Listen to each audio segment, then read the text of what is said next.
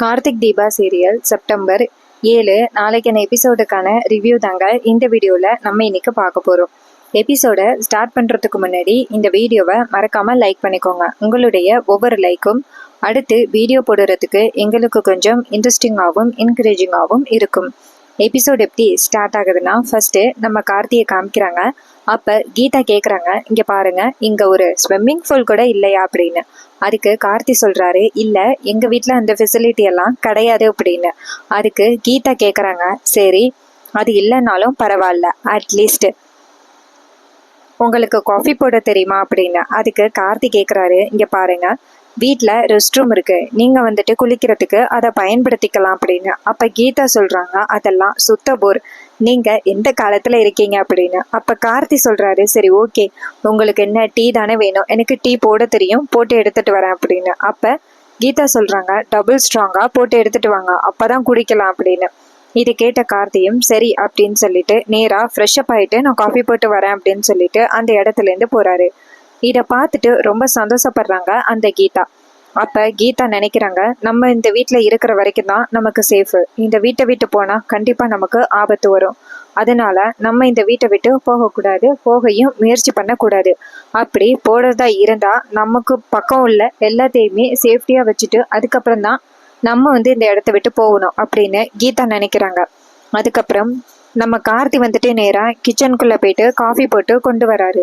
அப்பன்னு பார்த்து கீதா உட்காந்துருக்காங்க சோஃபாவில். அப்போ தர்மலிங்கமும் ஜானகியும் ஆட்டோவில் இறங்குலாங்க. ஜானகி சொல்கிறாங்க, என்னங்க தீபா நல்லபடியாக திரும்பி வரணும் அப்படின்னு நம்ம கோயிலுக்கு போயிட்டு அர்ச்சனை பண்ணிட்டு வந்திருக்கோம்.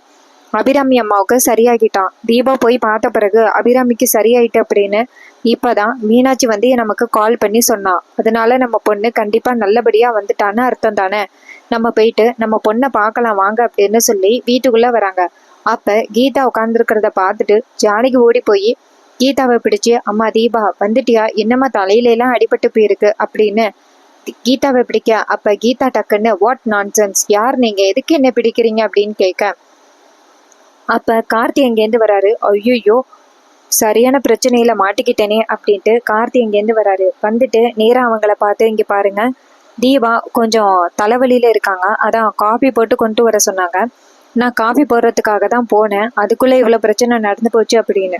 ஜானகி சொல்கிறாங்க, என்ன தம்பி தீபா இப்படி பேசுகிறா, இவ பேசுகிறத பார்த்தாலே இவ தீபாவான்னு சந்தேகமாக இருக்கு அப்படின்னு. அப்போ கார்த்தி சொல்கிறாரு, இங்கே பாருங்க, தீபா இப்போதைக்கு தலைவலியில் இருக்காங்க, அதனால தான் அவங்க அப்படி பேசிட்டாங்க, மற்றபடி தீபா அப்படி பேசணும் அப்படிங்கிற அவசியம்லாம் கிடையாது, தீபா ரொம்ப நல்லவங்க அப்படின்னு.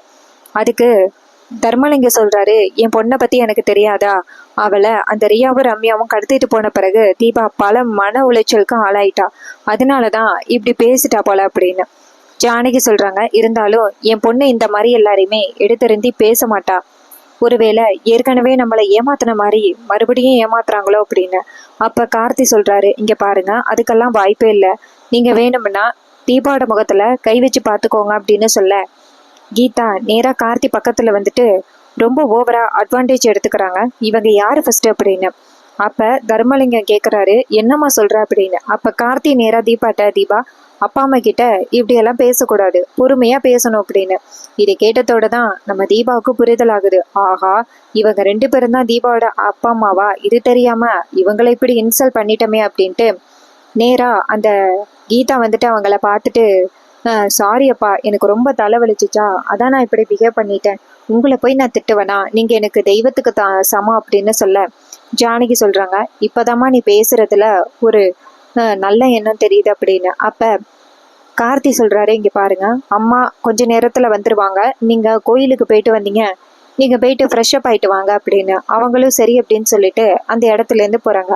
அப்பன்னு பார்த்து வெளியில கார் சத்தம் கேட்குது. அப்ப கார்த்தி நேராக கீதாட்ட, இங்கே பாருங்க, அம்மா வந்ததோட நீங்க தான் ஆரத்தி எடுக்கணும் அப்படின்னு ஆசைப்படுவாங்க, அதனால நீங்க தான் ஆரத்தி எடுக்கணும் அப்படின்னு. அதுக்கு அந்த தீபா சொல்றாங்க, இங்க பாருங்க, எனக்கு இந்த ஆரத்தி எடுக்கிற பழக்கமெல்லாம் சுத்தமா தெரியாது, தேவையில்லாம இந்த ஆரத்தி எடுக்கணும்னு என்கிட்ட சொல்லாதீங்க, உங்களுக்கு பிடிச்சா நீங்க போயிட்டு ஆரத்தி எடுங்க அப்படின்னு. அப்ப கார்த்தி சொல்றாரு, என்ன இப்படி சொல்றீங்க, நீங்க தான் தீபான்னு எல்லாருமே நினச்சிக்கிட்டு இருக்காங்க, இப்போ திடீர்னு நீங்கள் தீபா இல்லைன்னு தெரிஞ்சிச்சுன்னா எவ்வளோ பெரிய பிரச்சனை வரும்னே தெரியுமில்ல, தயவு செஞ்சு எனக்காக நீங்கள் கண்டிப்பாக அந்த ஆரத்தி எடுத்து தான் ஆகணும் அப்படின்னு. அப்போ என்ன மேன் நீ?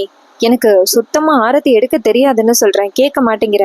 இந்த கேர்ள்ஸ் ரிலேட்டடா உள்ள விஷயம் எதுவுமே எனக்கு தெரியாது அப்படின்னு. அப்ப கார்த்தி நேரா கீதாட்ட, இங்க பாருங்க, ஆரத்தி எடுக்கிறது அவ்வளோ கஷ்டம் கிடையாது, இங்க வாங்க அப்படின்னு சொல்லிட்டு சாமி ரூமுக்குள்ள கூட்டிட்டு போயிட்டு தட்டுல தேவையான பொருளை எடுத்து வச்சு, இங்க பாருங்க, இதை வெளியில கொண்டு போனதோட சூடத்துல நான் கொளுத்துவேன். அப்ப நீங்க அம்மாவுக்கு வந்துட்டு 3 தடவை ஆரத்தி எடுக்கணும். எடுத்துட்டு அம்மாவோட நெத்தியில இதை பொட்டு வச்சுட்டு எல்லாரும் வீட்டுக்குள்ள போனதோட நீங்க இதை கொண்டு போய் வீட்டு வாசல்ல கொட்டணும், அவ்வளோதான் வேலை அப்படின்னு.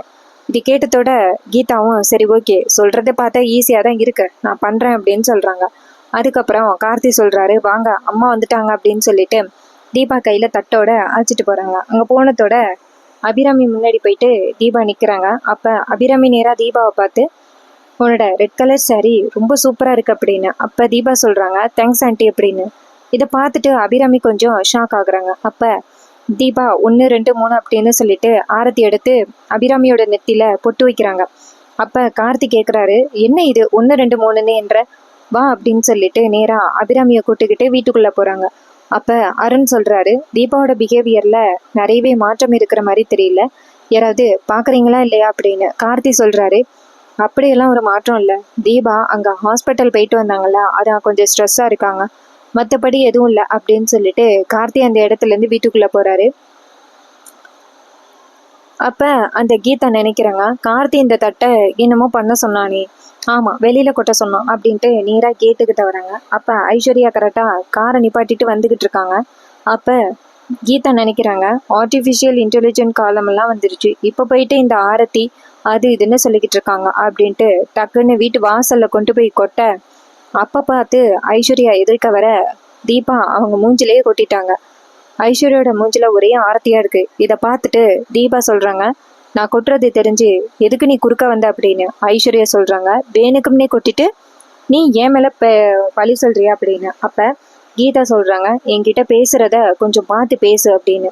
இதை கேட்டுட்டு ஐஸ்வர்யா நினைக்கிறாங்க, ஆஹா இவளை தள்ளிவிட்ட கோவத்தினாலதான் இப்படி எல்லாம் பண்ணிக்கிட்டு இருக்கா போல, இவகிட்ட நம்ம கொஞ்சம் பார்த்து தான் பேசணும், நம்ம ஏதாவது சொல்ல போக கோவத்துல வீட்டுல உள்ள யாருக்கிட்டையாவது நான் தான் இவளை பாறையிலேருந்து பிடிச்சி தள்ளி விட்டேன்னு சொன்னா அவ்வளோதான், என்னைய யாருமே சும்மா விட மாட்டாங்க, என்னை வீட்டை விட்டு விரட்டி அடிச்சிருவாங்க, அதனால நம்ம யாருக்கிட்டையும் சொல்லக்கூடாது அப்படின்னு அந்த ஐஸ்வர்யா நினைக்கிறாங்க.